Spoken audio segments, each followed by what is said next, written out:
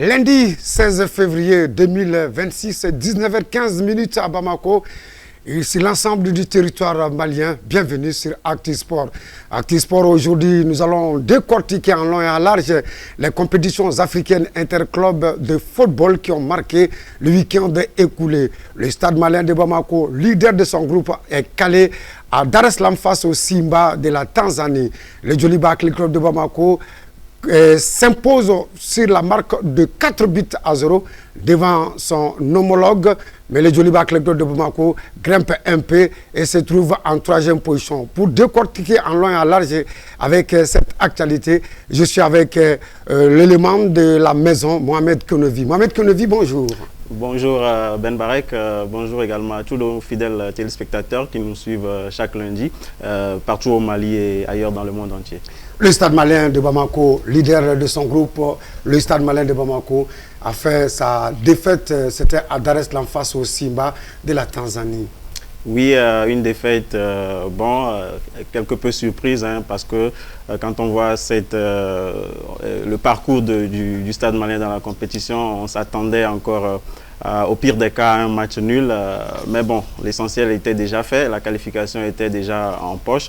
On savait qu'il n'y avait pas grand enjeu, sauf peut-être une première victoire à l'extérieur pour le Stade malien dans cette compétition.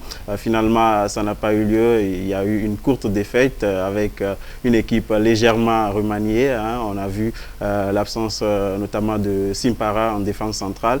Il y a Mamadou Traoré aussi qui n'a pas été aligné. Il y a le buteur, le Camerounais, Nkeng aussi, qui a été laissé, qui a été laissé au repos. Donc, pour dire que c'est une équipe remaniée qui était à Dar es Salaam et qui n'a pas démérité. Mais en face, il y avait une équipe du Simba qui était déterminée aussi à finir sur une bonne note, surtout devant son public. Donc, je pense que cela leur a donné l'avantage et ils ont su s'imposer face à cette équipe du Stade malien qui, je l'ai dit dès le départ, était déjà qualifiée. Il n'avait plus grand-chose à jouer dans ce match. Donc, je pense que l'essentiel était déjà fait. On va se contenter des 11 points et surtout de la première place pour cette équipe des Blancs de Bamako qui sera très attendue pour le tour suivant.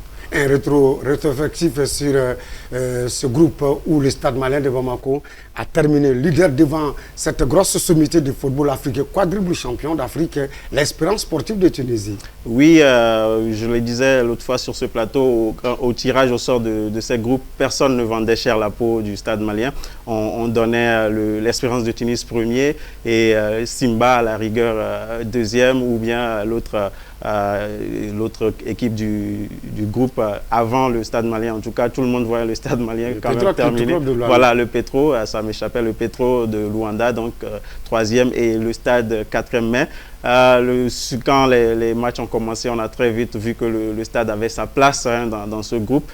Déjà avec le premier match nul héroïque à Tunis, on s'en rappelle tous. Donc, on savait que quelque chose allait se passer et ils ont confirmé par la suite. Ils ont même battu donc, cette équipe de l'Espérance de Tunis ici à Bamako. Et donc, ils ont fini avec 11 points et ils sont restés intraitables dans ce groupe. N'eût été la défaite samedi face à Simba. Non, je pense que c'est un parcours très honorable, surtout pour une équipe qui participe pour la première fois à cette Ligue des Champions. Ouais, je pense que c'est un parcours très honorable à saluer et il faut vraiment féliciter ces joueurs et aussi l'encadrement technique avec à sa tête le coach camerounais Mouril Njoya. Mais selon vous, quelle a été la clé vraiment des Blancs de Bamako pour ce succès dans ces matchs de groupe? La clé, c'est dès le départ, je pense que les ambitions étaient affichées, claires en début de saison. Ils ont dit que l'objectif, c'était de sortir des groupes de cette Ligue des Champions et ils ont mis les moyens. Je parle toujours des recrutements qu'ils ont fait du côté du Stade malien. On a vu des renforts de taille. Quand vous prenez les deux latéraux, par exemple, ce sont un international togolais et un ghanéen qui sont expérimentés.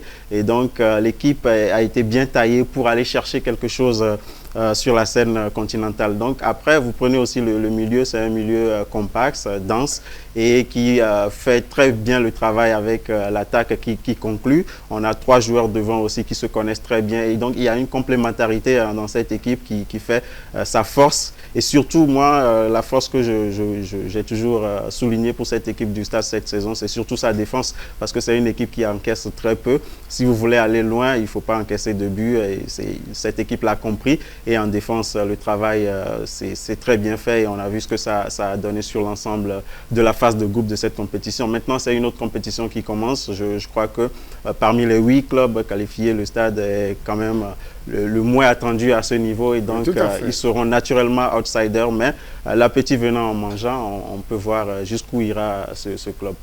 Le Stade Malien de Bamako qui doit jouer les quarts de finale parmi ces grosses sommités de football africain, notamment le National El Ali, Nabi Sporting Club du Caire, El Ali Omdurman du Soudan, AS Forces Armées Royales du Maroc, Mamelodi Sundowns, Pyramide FC, Racing Club de Berkane. Mohamed Kounevi, c'est du grand temps là-bas. Et puis, le stade se trouve dans le cours de Grand maintenant. Est-ce que ça va être facile pour ces Blancs de Bamako parce que le tirage au sort est prévu pour demain? Ce sera au chef de la Confédération africaine de football au Caire. Oui, exactement. Demain à partir de 12h GMT. Non, je le disais tantôt, ce ne sera pas facile parce que c'est un autre tournoi qui va commencer. Quand vous prenez ces 8 équipes, le Stade malien est la moins expérimentée à ce niveau. Donc, heureusement, bon, ils ont fini premier. Ça fait qu'ils vont éviter les équipes comme Al-Ali et puis Pyramide aussi qui ont terminé premier, et puis Al-Hilal du Soudan aussi. Donc ces 3 équipes ne peuvent pas tomber sur le Stade malien. Donc ils vont affronter un deuxième de groupe. Hein. Donc ça sera soit la S-Far, le RS Berkane ou Mamelodi Sundowns, parce que l'Espérance de Tunis a fini deuxième aussi. Mais comme ils étaient dans la même poule, ils ne peuvent plus s'affronter. Donc aujourd'hui, clairement, c'est 3 potentiels adversaires pour le Stade aujourd'hui. Le RS Berkane, la S-Far et puis Mamelodi Sundowns. Bon, si vous me demandez par exemple, moi, ma préférence parmi ces 3, je dirais que c'est la même chose. C'est 3 gros cadors du football continental, même si on peut dire aujourd'hui que le RS Berkane semble un peu moins en dessous de la forme habituelle qu'elle a. Donc moi, je préférerais légèrement le RS Berkane, même si, comme je le dis, c'est 3 grosses équipes qu'il va falloir tout donner sur le terrain pour venir à bout. Le Stade a également un avantage, c'est qu'il va recevoir le match retour ici à Bamako. Donc les Blancs vont essayer de faire l'essentiel au match aller. Au match aller, exactement. Donc il faudra surtout bien négocier le match aller, surtout ne pas perdre. Et à Bamako ici, je crois que tout peut arriver avec l'apport du public et aussi les conditions climatiques. Tout peut arriver ici à Bamako. Donc je pense que pour ces quarts de finale, c'est de grosses équipes. Hein. De toutes les façons, le Stade va tomber sur un grand. Donc il va falloir remontrer tout ce qu'ils nous ont démontré depuis jusqu'à maintenant, et pour nous démontrer en fait que ce n'était pas une surprise, que voilà, c'était un travail de fond. Donc ils ont là l'occasion de surprendre encore plus le bon monde sur le continent. Vous avez fait le choix en disant que vous préférez la Racing Club de Berkane aux 2 autres équipes. Pourquoi? Oui, parce que quand vous prenez le parcours de ces 3 équipes, le RS Berkane, quand même, c'est une équipe qui encaisse beaucoup. Moi, je me suis amusé à voir leur parcours. Elle marque, mais elle encaisse beaucoup. C'est une équipe qui a une défense perméable. Voilà, très perméable par rapport aux 2 autres. Vous prenez la S-Far, par exemple, en championnat marocain, ils ont encaissé un seul but jusqu'à présent. Ça, c'est un exemple de sûreté. Voilà, donc, et dans la compétition, ils ont tenu tête face à Al-Ali, le grand Al-Ali. Au match aller, ils ont fait 1-1. Au retour, ils ont fait 0-0. Donc, ça veut dire que c'est quand même une grosse équipe. Donc, par contre, le RS Berkane, c'est la seule parmi les 3 adversaires potentiels du Stade malien qui a déjà eu 2 défaites en phase de groupe. Donc, c'est pour cela que je dis que cette équipe est a priori abordable pour le Stade malien, même si on se rappelle que l'année passée, ils étaient dans le même groupe en Coupe de la Confédération et que le RS Berkane avait battu le Stade malien en aller comme au retour. Mais ce n'est pas la même équipe, ce n'est pas les mêmes contextes aujourd'hui. Donc c'est pourquoi moi, naturellement, je pense que le RS Berkane sera l'équipe qui sera plus abordable pour le Stade malien pour ces tirages au sort. Maintenant, après, quelle que soit l'équipe que le Stade va tirer, je crois que ça reste un gros match en aller comme au retour. Le Stade valeureux sur le plan sportif, le Stade qui va avoir aussi sa poche un peu pleine avec à peu près 480 millions de nos francs. Oui. Est-ce que cette motivation ne va pas donner quelque chose au Blanc de Bamako pour la suite de cette compétition? Oui, effectivement. Déjà, même si le fait de se qualifier pour les quarts de finale, c'est déjà un grand jackpot hein, pour ce club maintenant. Ils vont vouloir aller chercher plus et c'est tout naturel. Je pense que c'est une motivation de plus. Hein. Je crois que les joueurs n'ont pas besoin de beaucoup de discours encore. Déjà, il y a la manne financière derrière, même si en grande partie ça va revenir. Il y a la manne de visibilité aussi. Voilà, effectivement, il y a cette opportunité pour les joueurs de se faire voir sur le continent et de taper dans les yeux de gros clubs ailleurs, même au-delà du continent. Donc, je crois que ça seulement, ça suffit pour motiver les garçons du côté de Sotuba. Je pense qu'ils sont conscients de l'enjeu aujourd'hui qui se dresse devant leur route et je pense que bon, ils sont bien armés quand même pour encore créer la surprise lors de ces quarts de finale. Si vous étiez un dirigeant à Sotiba là-bas, quel discours allez-vous tenir face à ces joueurs du Stade Malien de Bamako pour les prochaines rencontres de cette compétition? C'est simple, c'est de leur dire de poursuivre ce qu'ils ont si bien entamé. Hein. Il ne faut pas s'arrêter en si bon chemin. En quart de finale, sur un match aller-retour, tout peut arriver. Donc, le dernier carré est à portée de main. Donc, je pense que c'est de tout donner, poursuivre sur cet élan qu'on leur connaît depuis le début de la compétition.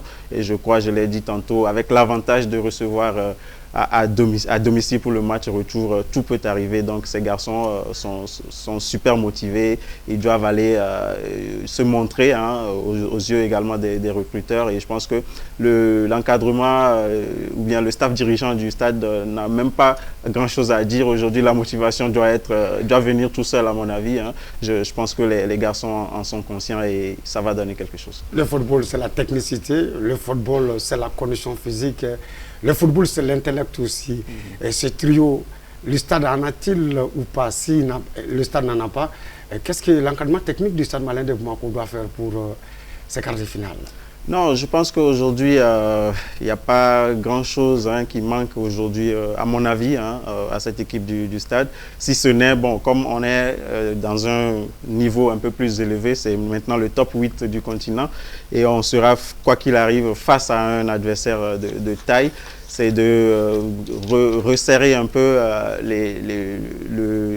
l'ajustement en défense, j'ai envie de dire, donc, parce que face à Mamelodi ou bien au RS Berkane ou bien à l'autre adversaire, il faudra être solide hein, sur le plan défensif pour ne pas encaisser parce que face à des équipes comme ça, si vous encaissez, c'est difficile de remonter. Donc je pense qu'il faut continuer par travailler sur cette défense et rester soudé pour ne pas encaisser et devant rester chirurgical hein, comme on l'a vu jusqu'à présent.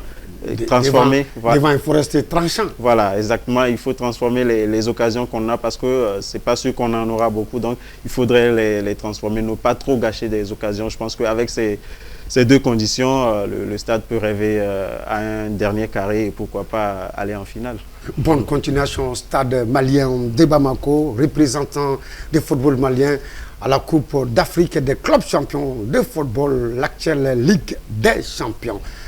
Le Djoliba, l'étoile de Bamako, a fait sa première victoire. Malgré cette victoire, les Rouges de Bamako sont éliminés, Mohamed Konevi.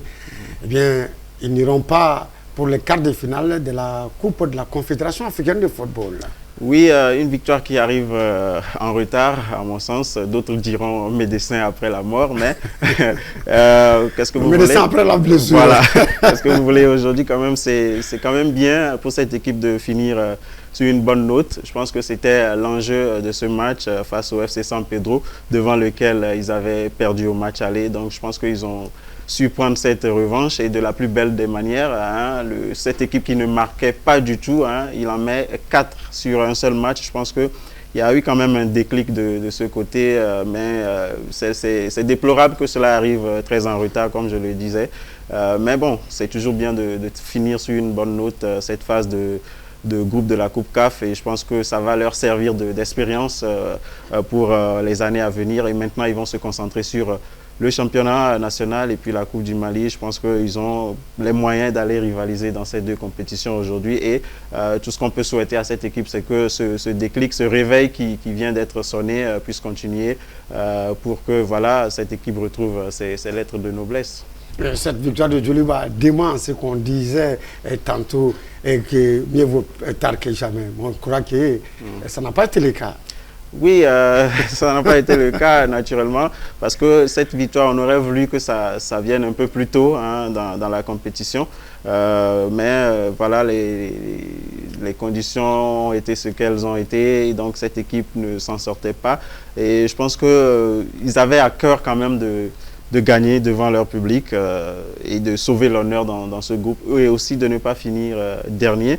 Parce que c'est toujours mieux de finir troisième que quatrième, même en termes de récompenses financières. Tout à fait, voilà, tout à fait. Le troisième gagne plus que le quatrième. Donc je pense que tout ça combiné a fait que les garçons se sont donnés à fond, et peut-être aussi pour faire une bonne sortie pour le coach qui la veille avait annoncé son départ. Donc je pense que tout cela a fait que le Djoliba a su venir à bout de cette équipe de San Pedro.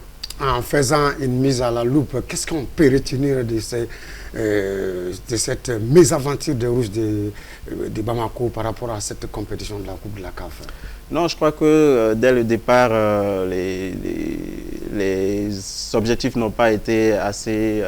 bon, même si les objectifs étaient clairs et affichés, les moyens n'ont pas accompagné, à mon sens. Parce que moi, je dis toujours que cette équipe du Djoliba, quand vous la prenez l'année passée et cette année, c'est complètement deux équipes différentes en termes d'effectifs. Voilà. Il y a eu presque plus de la moitié de l'effectif qui est parti, des joueurs clés, et on a recruté d'autres joueurs, mais qui n'étaient pas forcément au niveau de la compétition continentale. Ils n'avaient pas le standing pour jouer cette compétition continentale, le standing technique. Effectivement, il faut le dire. Peut-être en championnat national, ça peut marcher, on voit que ça marche. Ça a tâtonné au début, mais à un moment donné, ça a pris. Mais sur le continent, ça reste un autre niveau. Donc, je pense que si vous voulez aller loin, il faut mettre les moyens et donc recruter les joueurs qu'il faut. Je pense que voilà, cette équipe a de l'avenir, mais c'est un groupe qui est né. Donc il va falloir rester sur la même dynamique que le match,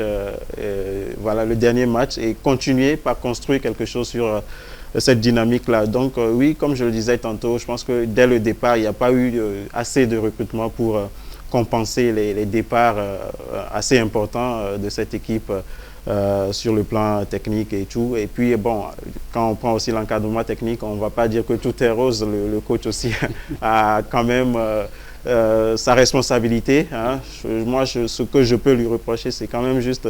Il a trop tâtonné à trouver un 11 de départ. Chaque fois, c'est différent. Il explique que cela part des blessures, des indisponibilités. Bon, ce sont les aléas du football, mais à un moment donné, quand même, il faudra asseoir un noyau de l'équipe et avancer avec cela. Et aussi, dans des matchs où le Djoliba avait besoin de victoire, d'aller chercher la gagne, il alignait une équipe complètement défensive, voilà, ce qui, à mon sens, était incompréhensible. Donc, je pense que tout cela a joué. Aujourd'hui, voilà, quand on fait un retour en arrière, on voit que c'est tout, voilà, tous ces paramètres-là qui ont fait que le Djoliba en est où il en est aujourd'hui. Des leçons à tirer?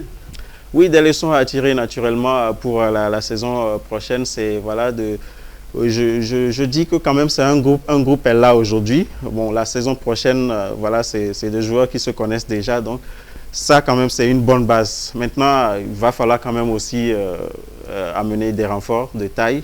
Si le Djoliba se qualifie encore, soit pour la Coupe CAF ou pour la Ligue des Champions, quand même, il va falloir... ce sont des abonnés quand même. Voilà, oui, sûrement qu'ils seront encore peut-être en Coupe CAF. Donc, il va falloir quand même recruter des joueurs de haut standing, des internationaux, pourquoi pas. Il va falloir mettre la main à la poche, comme on le dit, pour pouvoir... mettre en place les bonnes politiques, les bonnes recrues pour que cette équipe, en tout cas, aille loin sur le plan continental. Boudomori a jeté le tablier. Il va être remplacé par un autre entraîneur. Quel profil d'entraîneur le Djoliba a besoin aujourd'hui pour être ce qu'il devrait être sur le continent africain et même sur le plan national? Bon, oui, profil d'entraîneur aujourd'hui, on va dire un fin tacticien, parce que, je l'ai dit tantôt, sur le plan tactique, Boudomori a eu à pêcher par moment. Donc, il faudrait quelqu'un qui sait vraiment lire le jeu quand on prend le contexte et tout.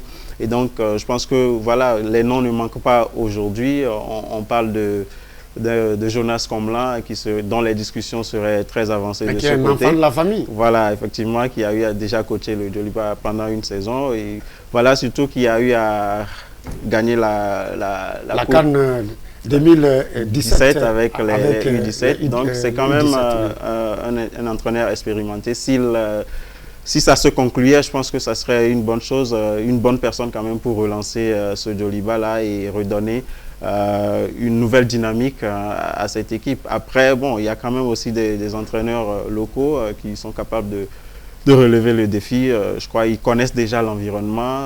L'un des points faibles aussi de Boudo Mori, c'est qu'il n'était pas habitué à l'environnement du Djoliba et plus en général du football malien. Donc je crois que ça aussi a eu à pêcher à un moment donné. Maintenant, il faut quelqu'un qui s'y connaît.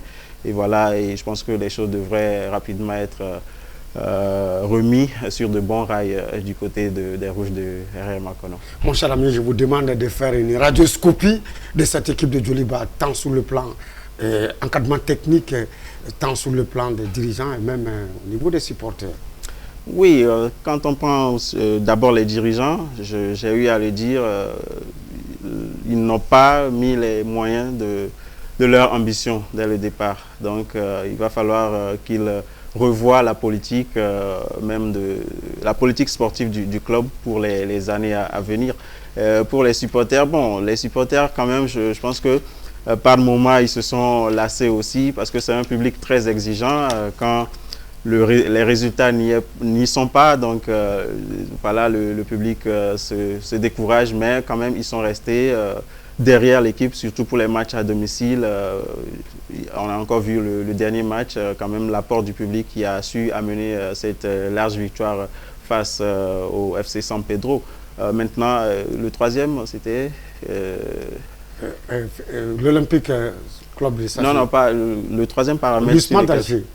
Non, je ne parle pas du club, mais vous avez dit l'encadrement technique, les supporters et puis un troisième paramètre les dirigeants. Qui m'échappe. J'ai parlé des dirigeants. Oui, c'est ce trio-là, dirigeants, encadrement technique et supporters. Voilà, donc encadrement technique, ça quand même, je dis aussi pour Boudo Mori qui par moment a fauté. Maintenant, ce n'est pas lui seul, c'est tout l'encadrement. Je crois que là-bas aussi, il faut revoir les choses. Les copies. Voilà, il faut revoir les copies. Et maintenant que Boudo Mori est parti, je crois que soit on change tout et on remet du nouveau, le coach qui va revenir. Mais sans jeter le bébé avec l'eau du bain. Naturellement. Donc je pense que le coach qui va venir va sûrement venir avec son encadrement technique à lui, qu'il connaît. Je crois qu'il va contribuer à redonner un nouveau souffle à ce club du Djoliba. El Masri, AS Madema Union, AS Auto, CR Belvidad Olympique de Safi, ISMA d'Algérie, Zamalek du Caire, Wydad Aklitop de Casablanca, les 8 équipes qualifiées, Mohamed Kenovi, pour ces quarts de finale.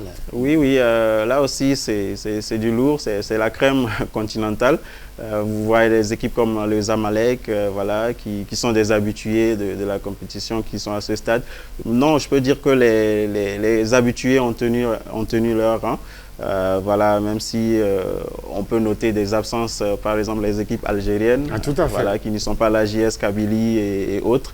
Donc, mais en gros, je pense que les gros cadors sont là et ça promet une bonne suite de compétition, des affiches en tout cas très serrées pour les quarts de finale et également le dernier carré qui s'annonce chaud bouillant et pour la Coupe CAF et pour la Ligue des Champions. Mohamed Konevi, le Stade malien de Bamako, premier de son groupe, qualifié pour les quarts de finale, le Djoliba est éliminé. Le Mali va-t-il bénéficier d'un très bon indice au niveau de la Confédération africaine de football? Bon, je pense que le Djoliba a fait mauvaise tâche au tableau, même si, bon, déjà avec la performance du stade malien, on peut déjà espérer quelque chose. Si jamais le stade arrive à atteindre le dernier carré, là, je pense que ça va vraiment faire du bien au football malien. Mais déjà à ce stade, on verra ce que ça va donner. Je pense qu'à la rigueur, on pourrait avoir un troisième prétendant qui va quand même participer aux éliminatoires au tour préliminaire, j'ai envie de dire, de la Coupe CAF, hein, à défaut de la Ligue des Champions. Je crois qu'à défaut, on peut espérer quand même un troisième représentant malien sur la scène continentale. Les compétitions africaines interclubs, la manne financière est en train d'augmenter, Mohamed Konevi. Quelle doit être vraiment la motivation de nos clubs par rapport à ces compétitions? Oui, continuer à être vraiment lucrative. Oui, c'est ça aussi la politique de la CAF aujourd'hui, c'est d'attirer ou bien de motiver les clubs à se donner à fond. Et je crois qu'il n'y a pas plus grande motivation que la manne financière, je l'ai dit tantôt. Et je pense qu'aujourd'hui, c'est clair, pour nos clubs locaux ici, il faudrait s'appuyer sur l'exemple du Stade malien pour se dire que c'est faisable, ce n'est pas sorcier, et il faudra mettre les choses en place, avoir des objectifs clairs et puis mettre surtout les moyens. Je pense que avec tout cela, tout est possible aujourd'hui, et pour aller goûter aussi également à cette grosse manne financière de la CAF aujourd'hui sur le plan continental, je pense que les motivations doivent être de mise pour nos clubs ici, et cela même doit arriver à ce que le championnat soit un peu plus relevé, parce que à la fin, on sait que c'est le premier et le deuxième qui vont y aller, donc déjà ça donne également aussi un enjeu sur le plan national. En tout cas, nous disons bonne chance au Stade malien de Bamako, courage au Djoliba Athletic Club de Bamako.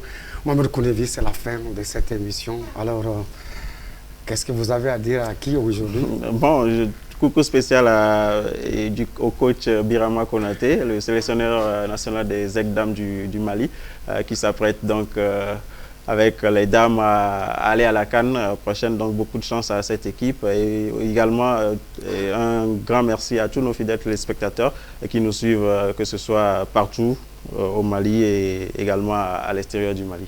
Prompt rétablissement à Amadjar Traoré. Nous allons nous retrouver lundi prochain pour d'autres round-up de l'actualité sportive sur la TM1. Mesdames et messieurs, merci de votre aimable attention.